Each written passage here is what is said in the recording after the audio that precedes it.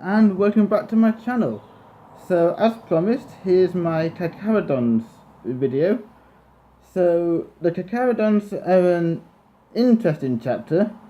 Although they follow the Codex Astartes as written down by Roboute Guilliman way back after the heresy happened and before he subsequently took a knife to the throat and ended up in stasis on the crag, they are currently believed to be at 10 companies in strength, so give or take 1,000 Marines, and they have a section of space which they get their tithes from. That's how they recruit. They call it tithing.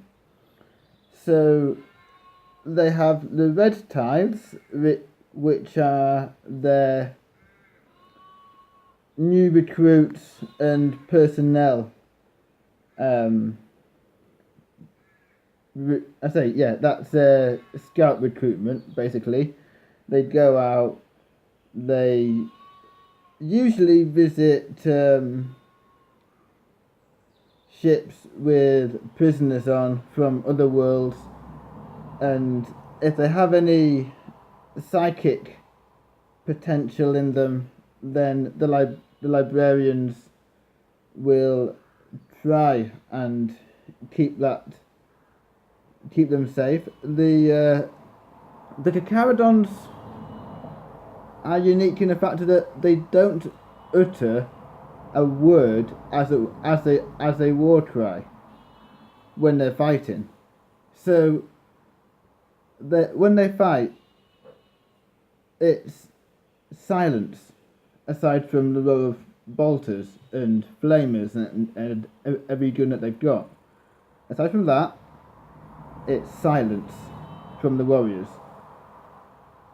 Now, there are some theories as to who the Carcharadons are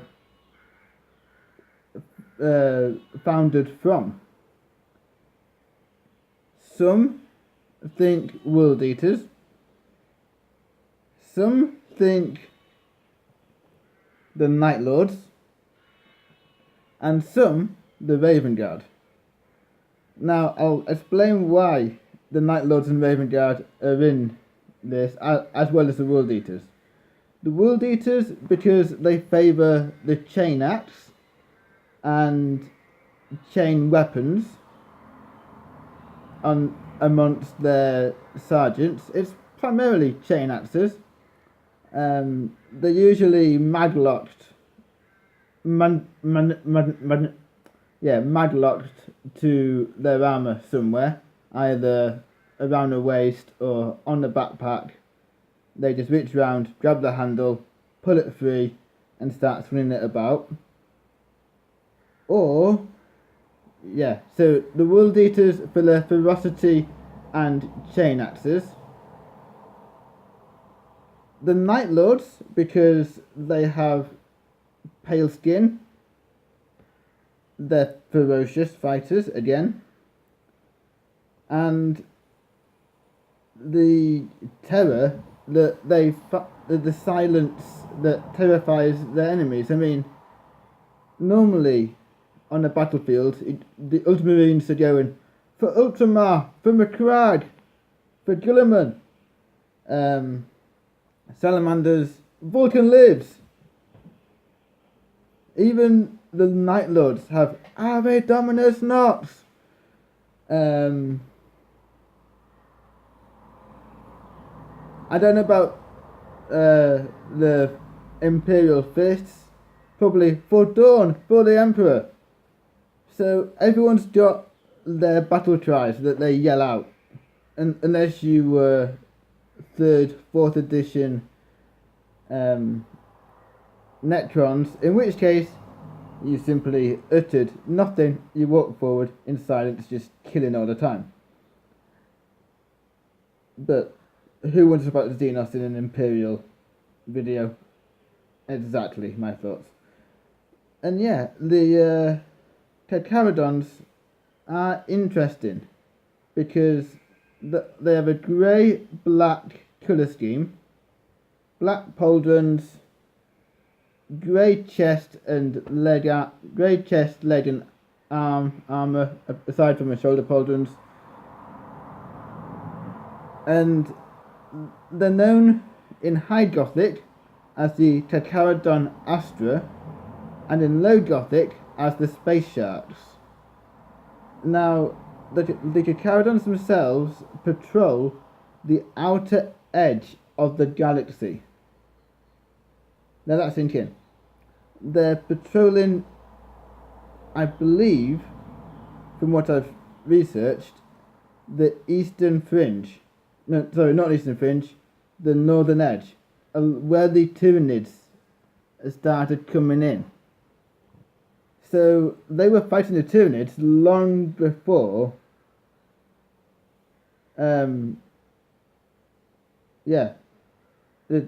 They actually helped out the Blood Angels at one point. They're not written down by the Blood Angels. Sometimes that is for your cousins coming and saving you in the nick of time. But that's a by the by. But I mean, some people thought they were Blood Angels because of how ferocious fighters they were. And they don't utter a word. It's amazing. It's scary and amazing at the same time. Because the amount of self-control, not even to roar in defiance and to try and put more emphasis into your swing. You try playing tennis and being completely silent during a match, or any sport for that matter. You try and play a sport and remain absolutely silent through it. It's going to be hard.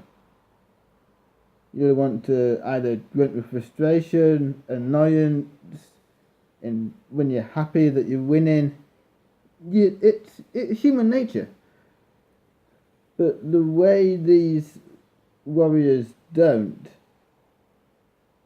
is just, surprising. The Raven Guard and Night Lords theories for the Carcharadons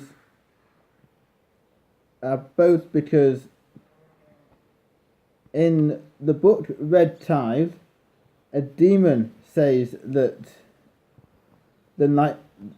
to a Night Lord that his brothers had come in, and this is a strong hint that there might be Night Lords, because brothers in Space Marine terms means you're from the same genetic lineage as each other. So a Black Templar and an Imperial Fist are brothers. A Black Templar and a Salamander are cousins. So there is that. But then the Raven Guard theory is because, well, when Korax was rebuilding his legion into how he wanted them to be, not slavers, but liberators, the Terran element of the Raven Guard got exiled during the heresy, during the restructuring of the Legion. Not all the Terrans, but those who were more aggressive than Korax liked got exiled. And the Carcharadons have exile markings upon their armour to this day. And the edicts of exile mean that they are highly reluctant. I say reluctant. They don't have any Mark 7 or higher, any Mark 6 or higher armour in their arsenal at all. They have Mark 3 and 4, and by extension Mark 5 from battlefield repairs, but they don't have the newer marks of armour. They may have found the occasional Mark 6 helmet, but they won't have a full set of Mark 6. They've got Cataphractii Terminator suits, which I think are probably the best suits to have, in all fairness. Unless you're Iron Hands, in which case Gorgon Terminator suits would be the best bet. But yeah, Cataphractii Terminators, they're great. The books written for the Carcharadon so far focus on the third company, the commander of the Red Brethren, Tiberius the Red Wake. And Tiberius, he's an interesting character, to put it very mildly.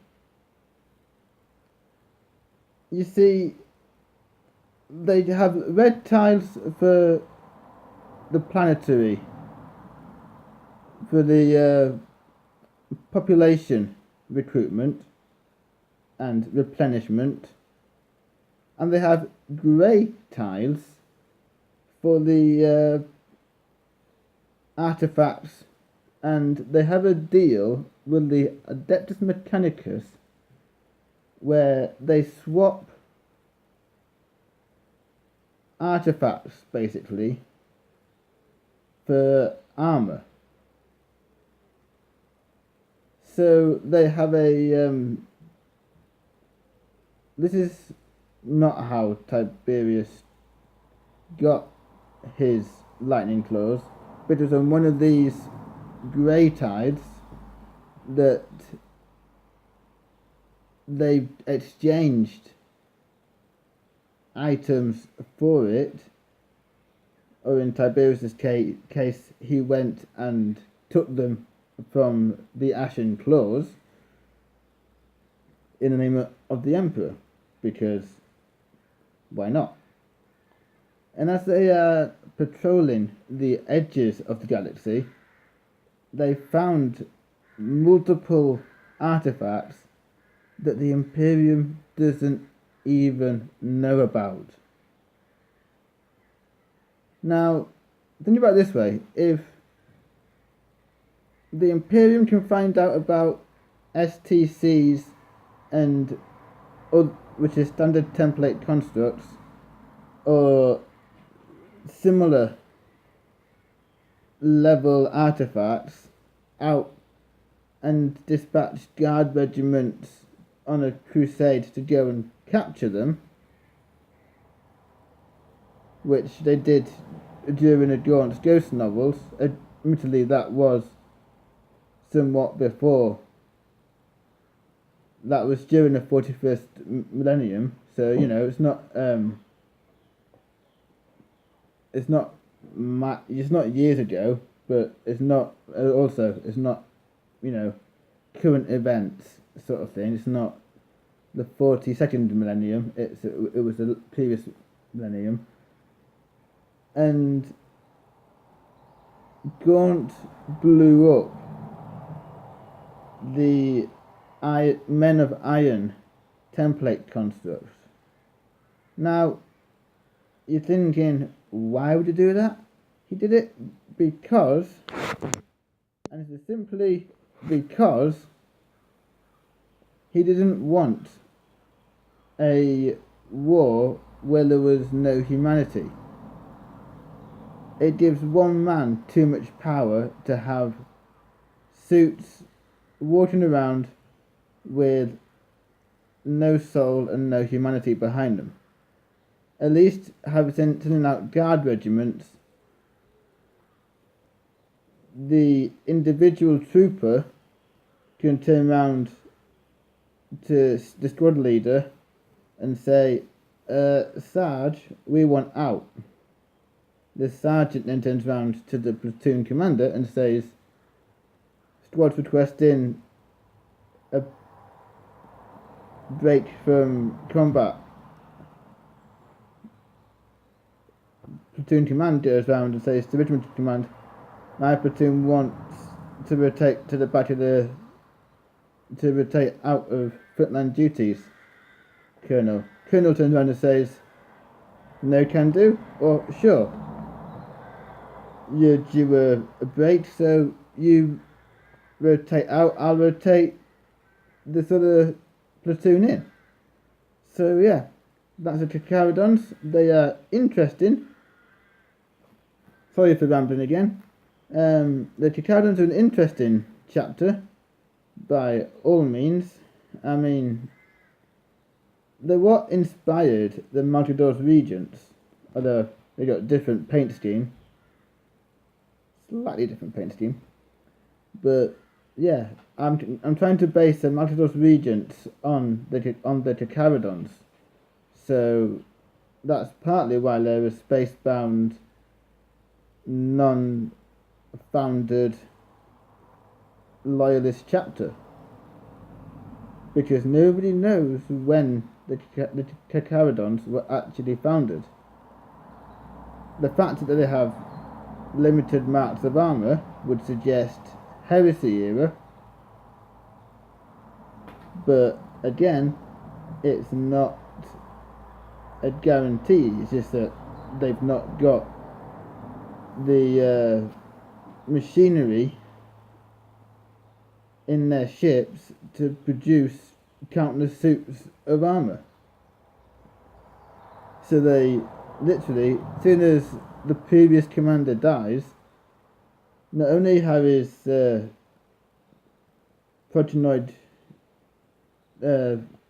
all his gene seed taken out and ready for the next recruit, but his armour's passed down to the person who ascends to his station. And it's up to that guy to then maintain that suit to the best of his ability. So yeah, they're very interesting chapter. I'm looking for. I actually enjoyed reading the books Outer Dark and Red Tithe, because they had plenty of information in them, and that's where I found out about the Grey Tithes that they did, where they swap artifacts with the Mechanicus for suits of armour. So I'm not sure what constitutes a squad's worth of armour, but I'm guessing the rarer the artifact, or if it was a standard template construct, one of those would be worth more. So you go, one template construct, 20 suits of armour, Mark IV. There we go. Right, 20 Mark IV suits of Mark IV armour, ready to be given. So yeah, that's my thoughts on the Carcharadons, and I'll see you all next time when I have, hopefully, a unique looking model to show you. Because at the moment the models are in my room, I just need to go around and get them assembled.